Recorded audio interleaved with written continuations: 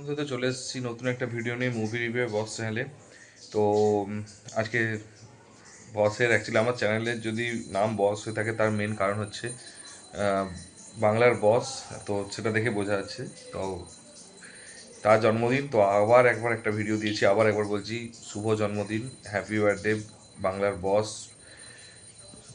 বাংলা গুরুদেব জিদ্দা, সুপারস্টার জিদ্দার জন্মদিন। তো সেই জন্মদিনে হচ্ছে আজকে অ্যাকচুয়ালি বহুদিন পর একটা প্রমোশন করছে এই মুভিতে। ফার্স্টে 15 অগাস্টে বের করেছিল হচ্ছে কীভাবে মেকিং ভিডিও ছিল, তারপরে হচ্ছে মুহূর্ত দেখিয়েছে, তারপরে হচ্ছে একটা ফার্স্ট পোস্টার লুক করেছিল, রিলিজ করেছিল। আর তারপরে হচ্ছে আজকে 11 তারিখে হচ্ছে একটা প্রি টিজার অ্যাকচুয়ালি রিভিল করেছে। তো এই জিনিস রয়্যাল রিভিল করেছে, প্রি টিজারকে রয়্যাল রিভিল বলেছে। তো এখানে একদম টিজারটার ফার্স্টে আমি বলে দিই, টিজারে পুরো ক্লিয়ারলি বোঝা যাচ্ছে যে অ্যাকচুয়ালি কেউ বলে বিপ্লবী, কেউ বলে ডাকাতে।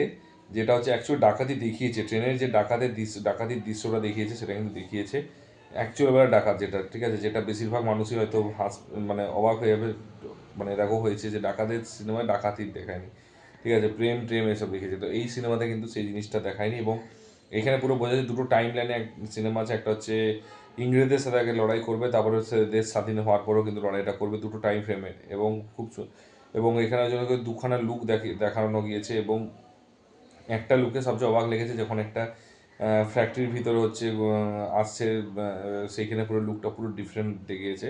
তো জিনিসটা হচ্ছে, এবং এখানে হচ্ছে খুব সুন্দর প্রস্থেটিক মেকআপ রয়েছে, এবং তার সাথে হচ্ছে পেছনে যে ব্যাকগ্রাউন্ড মিউজিকটা দিয়েছে, যে মানে অ্যাকচুয়ালি ওই জনগণ মানে যেটা রয়েছে দেশাত্মবোধক প্যাট্রিয়টিক গান রয়েছে, সেই মিউজিকটা দারুণ লেগেছে। এবং শুরুটাই করেছে হচ্ছে জাতীয় পতাকা থ্রু দিয়ে। এবং আমি মনে করবো যে এটা টিজার, আমি মনে করি এত সুন্দর দিনে এই টিজারের উচিত একটা টিজার রিলিজ হয় 26 জানুয়ারি। এবং হচ্ছে তারপরে আস্তে আস্তে মোশন পোস্টারগুলো এই যেমন প্যাট্রিয়টিক দিনে এবং 15 অগাস্টে তো রিলিজ হবে। তো 15 অগাস্টে রিলিজ হওয়ার হয়তো খুব চান্সেস আছে, হাই চান্সেস আছে। তো ভিএফএক্স অ্যাকচুয়ালি বাংলা সিনেমাতে কেউ যদি বলে যে কীরকম টাইপের ভিএফএক্স, আমি একটাই কথা বলবো, সিনেমার বাজেট হয়তো 4-5-6 কোটি টাকা হবে। তো সেই অনুযায়ী আমি বলবো ভিএফএক্স কিন্তু সত্যি খুব ভালো করেছে এবং সত্যি ভালো লেগেছে। এবং কয়েকটা অ্যাকশন সিকোয়েন্স, যে স্লো মোশন যে অ্যাকশনগুলো, সেগুলো ভালো ভালো লাগছে।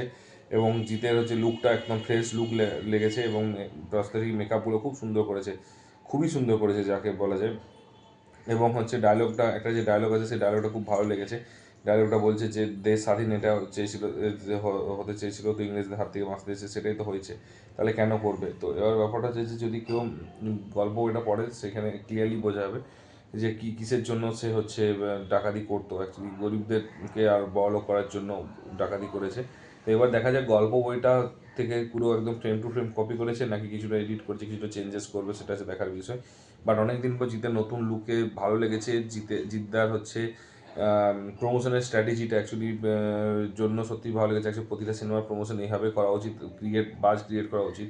এবং সেই বাজটা যে যত দিন পর্যন্ত হচ্ছে মানে বাজটা ক্রিয়েট হলে কি হচ্ছে, এতে কিন্তু মুভি অনেকটা সফল হয়। যেমন চেঙ্গিসের ক্ষেত্রে যেটা হয়েছিল, 1 কোটি যে টোটাল ন্যাশনালে যেটা 1 কোটি হচ্ছে ইয়ে করেছিল মুভিটা, মানে প্লেক্স কালেকশন করেছিল, শুধুমাত্র প্রমোশনটা হয়েছিল, কিন্তু তাও up to the mark promotion ছিল না, মাত্র কয়েকদিনের, মাত্র 13 দিনের প্রমোশন হয়েছিল। এবং এটা কিন্তু বহু আগে থেকে প্রমোশন দেখা যাচ্ছে, এবং 1 বছর আগে থেকে প্রমোশন করছে। আশা করছি এই সিনেমাটা ভালো হবে, এবং এটা এটা আমার মনে হয় মাস কমার্শিয়াল মুভি হবে। এবং এটা হচ্ছে লার্জার দ্যান লাইফ এটাও মুভিটা।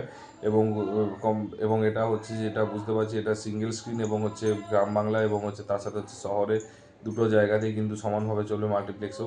তো এই জিনিসটা এখানে দেখা দিয়েছে। আর এই মুভিটার একটা জিনিস যেটা ভালো লেগেছে সেটা হচ্ছে মিউজিকটা খুব সুন্দর লেগেছে। এবং মিউজিক জেনারেলি এখানে শান্তনু মৈত্র বহুদিন পর কিন্তু মিউজিকে ফিরছে, এবং তার জন্য মিউজিকটা ভালো লেগেছে, ইউনিক লেগেছে।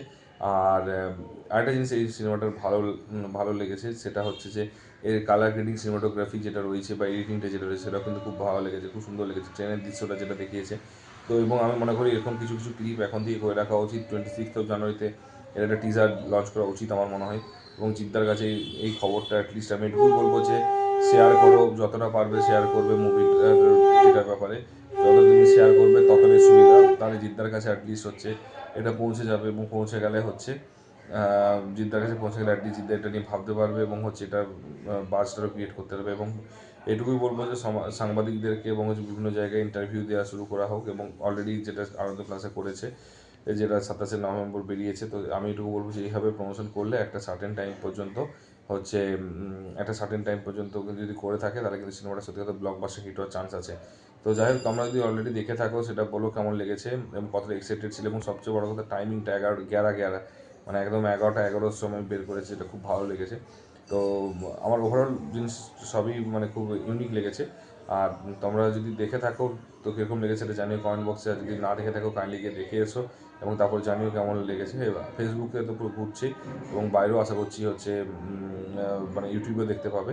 আর যদি ভিডিওটা ভালো লেগে থাকে একটু লাইক কমেন্ট শেয়ার করো, আর যদি চ্যানেলে নতুন হয় একটু সাবস্ক্রাইব করে দিও। আর দেখা হচ্ছে সাবস্ক্রাইব করার জন্য বিশাল কিছু সময় লাগে না। তো দেখা হচ্ছে পরের ভিডিওতে, ভালো থেকো, take care, tata, bye by.